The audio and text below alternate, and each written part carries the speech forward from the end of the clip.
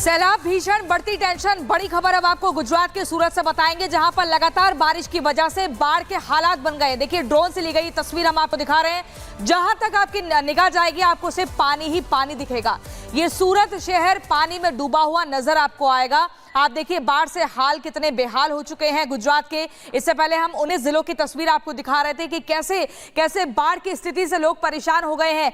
NDRF, SDRF मौके पर तैनात, एयर लिफ्ट किया जा रहा था इंडियन एयरफोर्स टीम की तरफ से। लोग फंसे हुए हैं लेकिन उनको सुरक्षित स्थान पर ले जाने का प्रयास किया जा रहा था। ये तस्वीरें हम आपको गुजरात के सूरत की दिखा रहे हैं। यहाँ पर भी आप देखिए चारों तरफ बाढ़ का खौफनाक मंजर। ऐसे में जिंदगानी फंसी हुई है, खाने के लिए लोग परेशान हैं, मोहताज हैं। बाढ़ का कहर इस कदर बरप रहा है कि शहर दर शहर डूबता जा रहा है।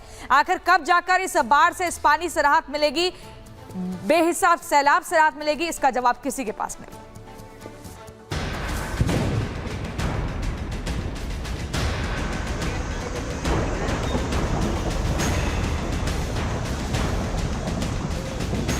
उफान पर नदी और तालाब,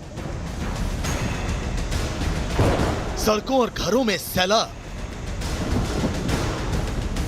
गुजरात हो या आंध्र प्रदेश या फिर हिमाचल प्रदेश, मूसलाधार बारिश रुकने का नाम नहीं ले रही। पूर्व से पश्चिम और उत्तर से दक्षिण सैलाब का सितम जारी है। आंध्र प्रदेश के विजयवाड़ा में तो भारी बारिश से कई इलाकों में बाढ़ आ गई। जहां भी नजर पड़ी सिर्फ पानी ही पानी, जिसमें मकान हो या फिर सड़कें, सब कुछ डूब गई। भारी बारिश से रेलवे ट्रैक की मिट्टी बह गई, जिससे कई पटरियां क्षतिग्रस्त हो गई। हाईवे पर पानी भरने से गाड़ियों की रफ्तार धीमी पड़ गई। गांव की सड़कों में तो पानी घुटनों से ऊपर तक जमा हो गया, जिससे लोगों को काफी दिक्कतों का सामना करना पड़ा। बाढ़ से कुछ लोग अपने घरों में कैद हो गए। सैलाब से तबाही की जानकारी मिलने के बाद एनडीआरएफ की टीम पहुंच गई, जिसके बाद बाढ़ में फंसे लोगों का रेस्क्यू कर उन्हें सुरक्षित जगहों पर पहुंचाया गया। आंध्र प्रदेश में बिगड़ते हालात को देखते हुए वहां के सीएम चंद्रबाबू नायडू ने बाढ़ प्रभावित इलाकों का दौरा किया, साथ ही लोगों को हर संभव मदद का आश्वासन दिया। आंध्र प्रदेश में बाढ़ से 17 लोगों की मौत हो चुकी। बाढ़ से करीब 1 लाख लोग प्रभावित हुए, जबकि सैकड़ों लोगों को रेस्क्यू किया गया है। पिछले कई दिनों से हो रही मूसलाधार बारिश से आंध्र प्रदेश में नदियों का जल स्तर बढ़ गया, जिससे कई इलाकों में सैलाब ने कब्जा जमा लिया।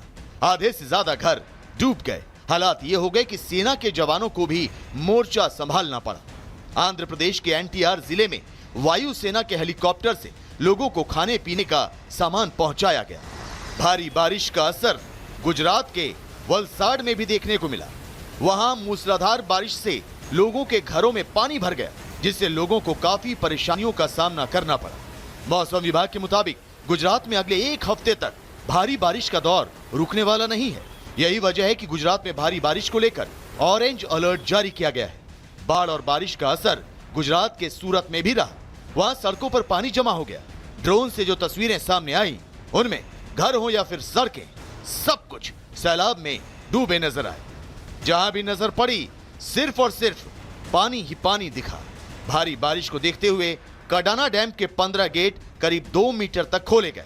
माही नदी में करीब 1.5 लाख क्यूसेक पानी छोड़ा गया। यही नहीं, 106 गांवों में बाढ़ की चेतावनी जारी की गई। हिमाचल प्रदेश के शिमला में भी लगातार हो रही बारिश से सड़कों पर पानी भर गया, जिससे लोगों का जीना मुहाल हो गया।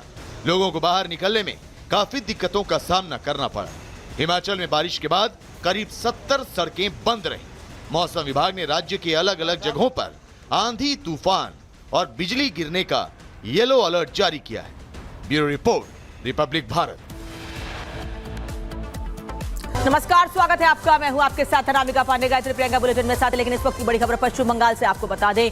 एक तरफ लगातार जांच जारी है और अब ये जांच 2 कमरों तक सिमट के रह गई है, क्योंकि वारदात जिस जगह पर हुई थी वहां पर कुछ फुटप्रिंट्स मिले हैं। हालांकि निशान को की गई, सबूतों को मिटाने की कोशिश की गई, लेकिन उसके बाद भी सीबीआई की टीम को अब अहम सबूत हाथ लग रहे हैं। धीरे धीरे सफलता हाथ लग रही है। कोलकाता डॉक्टर मर्डर केस में अहम सबूत हाथ लगे हैं। वारदात वाली जगह पर कई लोगों के फुटप्रिंट मिले हैं। एक तरफ ये कहा जा रहा था कि संजय रॉय जो मुख्य आरोपी है इस मामले में, उसे गिरफ्तार कर लिया गया, लेकिन वहीं दूसरी ओर दावे ये थे कि ये गैंग रेप है। पोस्टमार्टम रिपोर्ट में डॉक्टर्स का भी ये कहना था कि ये रेप नहीं बल्कि गैंग रेप का मामला है, और इसीलिए सीबीआई की टीम हर एंगल से, हर तरीके से पूरे मामले की जांच कर रही है। सीबीआई के रडार पर अब सेमिनार हॉल के अलावा 2 और कमरे हैं जहां पर जांच की जा रही है। धीरे धीरे तथ्य जुटा रही है सीबीआई की टीम। कोलकाता मर्डर केस में, डॉक्टर मर्डर केस में सफलता हाथ जरूर लग रही है, लेकिन अभी उस स्तर पर बड़ी कामयाबी हाथ नहीं लगी है कि कुछ और लोग, कौन और लोग थे वो जो इस मामले में शामिल थे। सीबीआई ने कमरों की 10 दिन मैपिंग भी की है। जिन 2 कमरों का जिक्र कर रहे हैं उनकी मैपिंग की गई है, और उससे ये जानकारी मिली है कि वारदात वाली जगह पर एक नहीं बल्कि कई लोगों के फुटप्रिंट्स हैं, और अब उसके आधार पर जांच की जा रही है। गैंगरेप की बात लगातार कही जा रही थी, और इसी वजह से सीबीआई की टीम गैंगरेप के एंगल से पूरे मामले की जांच कर रही है, और जिस ओर सफलता हाथ लगते हुए, कामयाबी हाथ लगते हुए सीबीआई की टीम आगे बढ़ रही है। ये बड़ी खबर आपको इस केस से बता रहे हैं कि सेमिनार हॉल के अलावा 2 और कमरों में पूरे मामले की जांच की जा रही है, और अब ये जानकारी है कि फुटप्रिंट्स भी मिले हैं। तो ये जानकारी आपको दे रहे हैं। देखिए, 3 कमरों में मर्डर के जो राज हैं वो छिपे हुए थे, और वहीं पर कोलकाता कांड में सीबीआई को अहम सुराग मिले हैं। 3 कमरों में सीबीआई को फुटप्रिंट्स मिले हैं। सेमिनार हॉल के साथ 2 कमरों में फुटप्रिंट्स मिले हैं। तीसरी मंजिल पर केस से जुड़े फुटप्रिंट्स मिले हैं। सीबीआई को मिले हैं 10 से ज्यादा लोगों के फुटप्रिंट्स। 3 कमरों में 10 दिनों तक मैपिंग की गई थी। हम आपको लगातार बता रहे थे कि मैपिंग के लिए सीबीआई की टीम एक्टिव हो चुकी है, और मैपिंग के जरिए 10 से ज्यादा लोगों के फुटप्रिंट्स मिले हैं। अब उम्मीद की जा रही है क्या इन फुटप्रिंट्स के माध्यम से आरोपियों तक पहुंचा जा सकेगा। क्या ये पता लग सकेगा कि कौन कौन उस रात 8 और 9 अगस्त की दरमियान रात कौन गया था सेमिनार हॉल में, क्या कितने लोग इस पूरी घटना में शामिल थे। ये एक बड़ा सवाल है। ये सवाल जस का तस बना हुआ है। 3 कमरों में 9 अगस्त का सच क्या छिपा हुआ है। ये वो 3 कमरे हैं जहां से फुटप्रिंट्स को मैपिंग के जरिए सीबीआई की टीम ने कैप्चर किया है। और ये एक आपको बता दें, ये निशान सेमिनार हॉल में जो नया निशान मिला है, क्या इससे वो गुत्थी सुलझ पाएगी जिसको लेकर लगातार प्रदर्शन पर बैठे डॉक्टर्स मांग कर रहे हैं। तो चलिए, आपको लगातार हम बता रहे थे कि ममता सरकार ने एंटी रेप बिल पर पेश कर दिया है, उसे विधानसभा में पास करवा लिया है, लेकिन जिस बिल को वह कानून बनाने की बात कह रही हैं, उसमें और केंद्र सरकार के कानून में क्या अंतर है। क्यों ममता ने एंटी रेप बिल वाली चाल चली, और बीजेपी इस पर क्यों सवाल उठा रही है, ये पूरा मामला समझिए हमारी इस रिपोर्ट में।